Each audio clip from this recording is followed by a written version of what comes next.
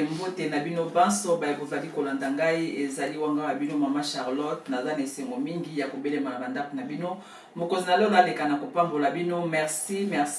na ba commentaire na bino, merci na ba encouragement na bino, merci na mapamboli na bino bopambolaka mama Charlotte na la équipe la Grâce Cuisine mikolo nyonso. Vraiment tokosala lelo comme je suis à Sikana lobaki la fois passée na osala vraiment effort que chaque semaine na tchaka en tout cas vidéo moko na YouTube comme ça et ko sunga biso vraiment tozala toujours na communication et longo na bino ba banso bozali kolanda ngai. Vraiment na kopesa toli ya mboto sala lelo to sala moko na lelo ezape simple mais ça vraiment kitoko. Donc na koloba lo na ba papa na nga vraiment respect na pesa rabino surtout respect pour na nga mwana mobali ni surtout aza papa na zolo beloko moko ezali vraiment moi ezo tout ça ba mama donc na ba mama na nga ba mama surtout ba dola na ngai ezali ba papa bo etaka ba mama vraiment ezape cause ya ba dispute na bandako na biso ya ba querelle na bandako na biso. Donc mama moka lobi na ngai mama na salaka presque nyonso na ndako na nga mama salaka baza na bana akendaka musala azongi aye kolamba azubana na classe ya skoli bilamba a repasser mama salaka presque tout ye moko mama komi épuisé tango azo sala musala papa aza na ye makolo likola mesa to na ordinateur na ye azo kipe kutute ba papa toza na poto toza musika na Afrique eza normal que papa sala le côté pour na Afrique papa ndeka na kolkambo mama za na ndako. Donc awa na poto mama pa donc ne ko moi quelque chose pour kana continuer pour na ndako papa lukelo ko moko ya muki omoni ko ko na kosunga nango mama peut-être ko passer pe bilamba papa so ko passer bilamba ko longona bo papa na yote bo sunga biso ba mama pardon ba mama baza épuisé ba mama baza fatigué tant mama alembi mama komi kanda et komi sujet ya ba querelle komi sujet ya ba dispute ba papa respect bo tshepso maboko muke bo sunga biso loko moni ko ko aider yo po olongona mama mo mukuma ndamu papa soko za na volonté soko za na makasi wana sala yango Zamba kopambola bino vraiment conseil à muke ba mama baza ya kolemba ba osala presque tout bango moko ba papa boza luka ko fandi ozo sala na internet oza na ona TV ota no sport oku wede ozo ta pe sport ozo repasser moi tu bilamba bana e osala malamu mingi vraiment na libino ba papa na ngai vraiment respect nzamba pambola bino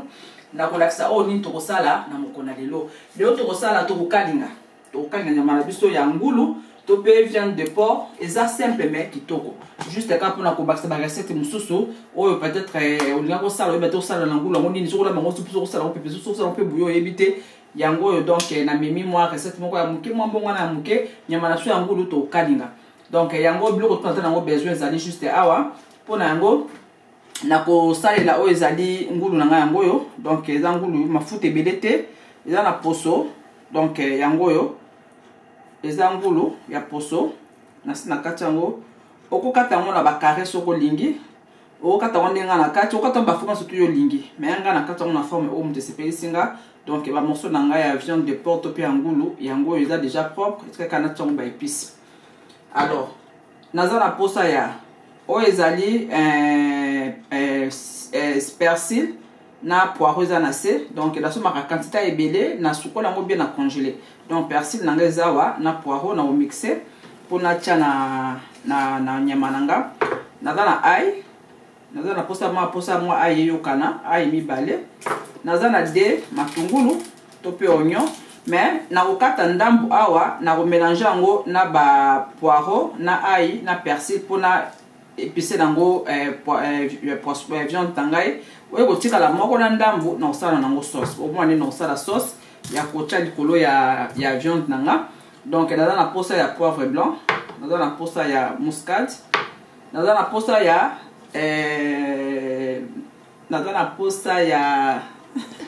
na la posa ya moutarde kombo ekimi na la posa ya moutarde et puis naza na posa moi goût muke ya citron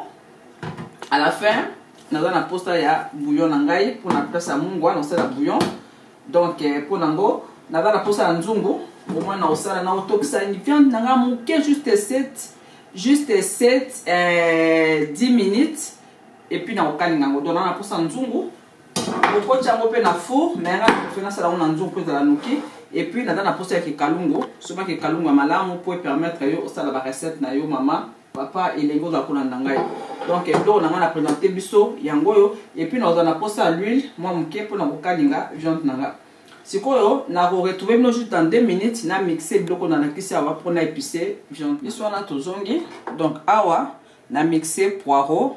na mixer persil, na mixer ail na matungulu. Yango ndeza awa. Sikoyo na koleka na kozwa moutarde yango. Na vu juste lutu moko ya moutarde. Na mélange yango na ba poireau na ba persil na ail na mixaki. Donc litungulu na tiki moko na ndambu yango na vu parce que na vu ka moké na vu belete. Omoni moutarde na tie belete. Viande nanga yango. Viande nanga yango. Na lekani ocha ezali bouillon. Donc pour na répéter les sous-sous na baki tolongoli cube magique na ba recette ya la grasse cuisine. To sala les sous-sous cube magique était. Donc na représenter biso les sous-sous cube magique était na ba recette ya la grasse cuisine. Donc na tie bouillon. So lingi bouillon te otie na yo mungwa. Otali ka quantité de viande na yo otie mungwa. Alors na tie bouillon na baki si muscade, tout peu noir de muscade mouké et puis na tie poivre blanc. Donc poivre blanc na bina linga poivre noir te pe ça ka moi biloko tout na biloko soupe ça ka moi mwindo na linga poivre noir te na linga mini blanc. Donc na tie awa na zui na bina otia citron mouké et belete. Donc citron nanga yango omoni na tie mouké vraiment na tie belete. Na zui sikoyo ba mélange ya ona mixaki na sopi na nyama nanga.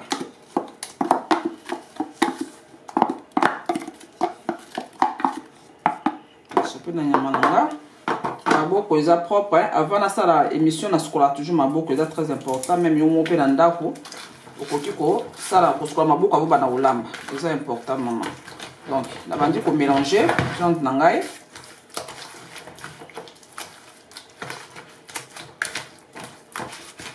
Mélanger vraiment moko. So linga ngulu te, to pe viande de porter, donc ko sala ngo pe na ngombe.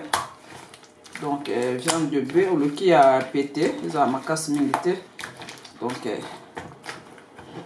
viande nanga yango. Nde na sali boy. Okipe ko tsango na fo, so lingi. Nde na sali boy, okipe ko tuma na makala, so lingi. Mais nga na osala ngo elo mususu na otala makala te na otape na fo te.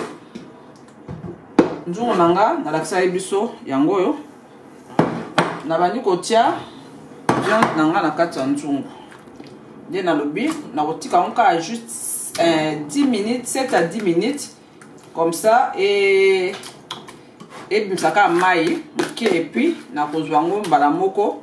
na kalingi yango. Donc viande nanga yango yo na obakisa juste mai moke. Donc yango na ye nango na tia ngo na moto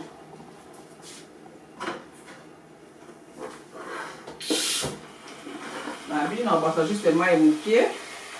Donc mai mukie na tie na bassin na tie na viande oyo. Donc viande nanga yango yo. Donc na tiki yango etoka 7 à 10 minutes et puis na okali na bomani ne obima vraiment meka eza kitoko. Conseil moke na ba mama moye bandi kosila oza na ba placard est-ce que tu as ba verre na yo ba sani na yo so oza na temps pourquoi pas olongolo vider o nettoyer pour mali les aramons matata. Donc oyo ko sala misala mike est-ce que tu as ba nzungu est-ce que bomba ba biloko na ba provision na yo au vider au sukoli pour cuisine na yo za la propre. Conseil moke maman Charlotte na ba mama nyonso au bazali kolanda ngai vraiment pour dire pambola bino na le bien to kutali dans 7 à 10 minutes total la suite ya viande na biso a tout ngai wana susu na zongi viande na ngeto ki pendant 10 minutes na okitsango ensemble na bino to kutali ngai bimbi to kalinga ngo. Donc na expliquer ki ne to sala ki yango yo mai ndambu ezali mai wana na okufite ko to kisala ngo ki matungulu. Donc viande na biso yango yo na olekana kotia mafuta na kikalungu. Donc na tie mafuta mo ebele mafuta mafuta natie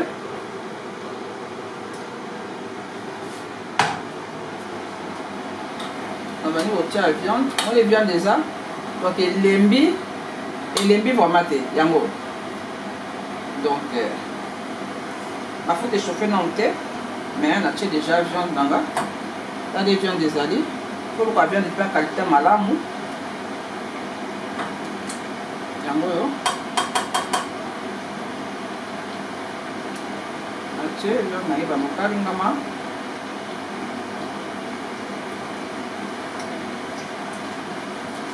viande nanga yango yo donc soki tobi totia vidéo ti ntango viande ekodore ozwa so temps ebele yango na profite na tia matungulu epi na expliqué déjà po tokutana kaka après viande ntango ekodore donc sur sauce nanga oyo natokisaki babiloko to nakisaki bino yango oyo nazwi matungulu to mpe oignon nanga nasopi na kati ya sauce wana nasopi na kati ya sauce yango oyo omoni esali kitoko nakozwa siko matungulu na opelisa mpe moto natie mwa moto apete nazipi matungulu na kati ya sauce oyo etikalaki ya nyama sikoyo viande nanga yango oyo ekokalingama vraimen tie kodore kitoko epuis nalobi na bino tokutana mpona kosala ezali présentation donc dans 25 minutes ti nyama vraimen edore kitoko wana nabi na bino akutana na wana lisusu nazongi viande nanga yango oyo edore vraiment très bien sauce na ngai to mpe matungulu na ngai yango oyo mpona baki na bino ke na otokisa yango na sauce oyo etikalaki to natokisaki nyama yango oyo oyo ezaki kalungu mosusu azwi juste mafuta moke nde nalobaka na momesano soki nakalingi biloko na ngai natiaka moto makasi te po après mafuta ekoma ya mwindu donc mafuta na nga eza mwindu te parce que natiaki moto apete sikoyo na kati ya mafuta oyo nakotia matungulu donatongisi mafuta na moto viande nanga nao nasimbi yango te nazwi matungulu oyo natokisaki yango oyo natiango na kati ya mafuta et doré juste moke na et se mélanger pardon na mafuta et puis yango nde nakotiango likolo ya viande nanga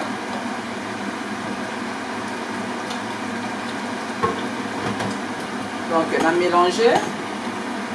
matungulu na ngai na mafuta oyo nakalingeli viande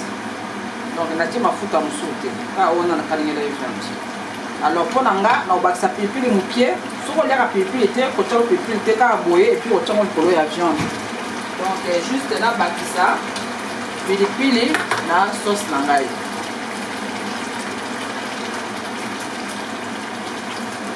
donc na kati ya sauce oyo naotia likolo ya viande na nga nabakisi mwa pilipili soki oliaka pilipili te c'est pas grave kotia na yo pilipili te soki oliaka pilipili otie ndinga na tie boye donc natiki matungulu na ngai se mélanger na mafuta nakitisi moto moke nazongi sikoyo na viande na ngai donc viande na nga yango oyo nakoleka na kokata yango omoni eza ekauki te na kati natia yango na plat ya kotia na four yango oyo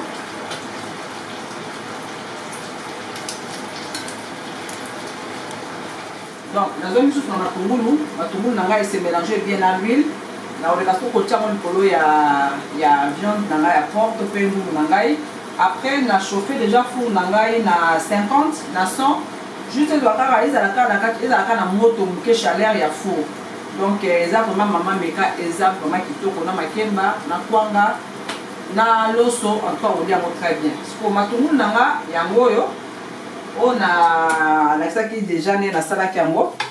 viande na nga omoni ebi kitoko nakozwa siko matungulu na nga oyo natokisaki na baépice oyo naepisaki nango nyama na nga ya ngulu ekoti citron matungulu ekoti pilipili oyo moke na tie ekoti presque baépice to atiaki na nyama ekoti na matungulu siko na kolekana kotia matungulu na nga likolo ya viande na nga donc meka mama juste kaka matungulu okoli yango na loso eza vraiment kitoko meka bokomela mama Charlotte bosabone vraiment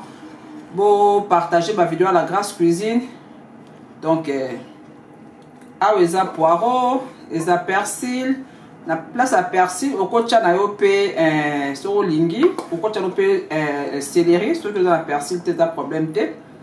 Donc yango yo, moni mafuta na tiki yango presque. Donc plateau nanga to pe san nangai yango yo, eza viande de porc na matungulu, na poireau, na citron, na persil, na ail, yango ni esali epesi résultat oyo. Vraiment maman meka ezaki toko na oto asko plan na ya four, donc na okot sango na four. Là on a étape obima na salle à manger na otia moté, donc viande na efa na four na moto a pété soki osali mesa ta on sosi ko sa mesa na o juste longoli na four ok na ngomba na moko otia mo na mesa na sina explica san o ya four, donc ekoki ko otia na four ki ko kele na mesa po